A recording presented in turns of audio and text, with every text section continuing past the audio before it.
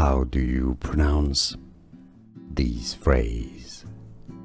The first word has two different and correct pronunciations in English. In British English it's said as patent, while in the US and American English it's pronounced as patent, so patent or patent. Then foramen ovale.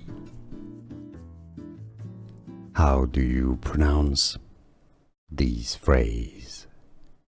The first word has two different and correct pronunciations in English. In British English it's said as patent, while in the US and American English it's pronounced as patent, so patent or patent. Then foramen ovale. Here are more videos on how to pronounce more confusing words and names too many mispronounced. Like this video if you found it useful. I appreciate your support. I'll see you soon and thanks for watching.